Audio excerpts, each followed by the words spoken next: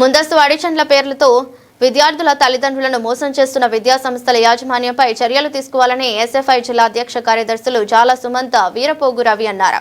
కడప జిల్లాలోని ప్రైవేట్ మరియు కార్పొరేట్ విద్యా సంస్థల ముందస్తు అడ్మిషన్లు చేస్తున్న యాజమాన్యంపై చర్యలు తీసుకోవాలని విలేకరుల సమావేశంలో ఎస్ఎఫ్ఐ జిల్లా అధ్యక్ష కార్యదర్శులు జాల సుమంత్ వీరపోగు రవి అన్నారు. అనంతరం మాట్లాడుతూ రాష్ట్ర వ్యాప్తంగా 10వ తరగతి విద్యార్థులకు పరీక్షలు ముగిసక ముందే కడప జిల్లాలో అక్రమ ముందస్తు అడ్మిషన్లు చేయడం దుర్మార్గమని అన్నారు. విచ్చలవిడిగా అడ్మిషన్లు చేస్తుంటే జిల్లా విద్యాశాఖ అధికారులు చూస్తూ వారిపై చర్యలు తీసుకోకుండా ఉండటం విడ్డూరమన్నారు.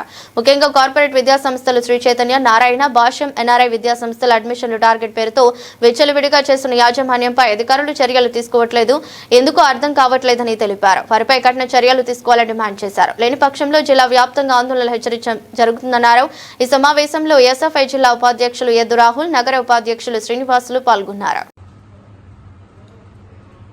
ఈరోజు కడప జిల్లాలోని అడ్మిషన్ల పేరుతో కార్పొరేట్ మరియు ప్రైవేట్ విద్యా సంస్థల విచ్చలవిడిగా ఈరోజు ముందస్తు అడ్మిషన్లు ప్రారంభించడం జరిగింది. దీన్ని మేము భారతీయ విద్యార్థి ఫెడరేషన్ కడప జిల్లా కమిటీ తరపు పక్షాన తీవ్రంగా ఖండిస్తున్నాం. ఈరోజు 10వ తరగతి చదువుతున్న విద్యార్థులకు పరీక్షలు ముగిసక ముందే అడ్మిషన్లు ప్రారంభించడం అనేది చాలా దుర్మార్గమైన చర్య.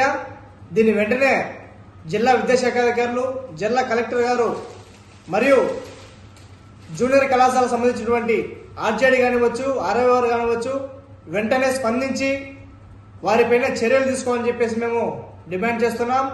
లేని పక్షంలో స్వయంగా మేమే ఎవరైతే కడప నగరంలో కానివచ్చు జిల్లా వ్యాప్తంగా వారి యొక్క బ్యానర్లు వేసుకొని ముందస్తు అడ్మిషన్లు చేస్తూ విద్యార్థుల వారి యొక్క తల్లిదండ్రుల రక్తం పీడిస్తూ ఫీజులు వసూలు చేస్తున్న విద్యా సంస్థలపై వెంటనే చర్యలు తీసుకోవాలని చెప్పేసి మేము డిమాండ్ చేస్తున్నాం.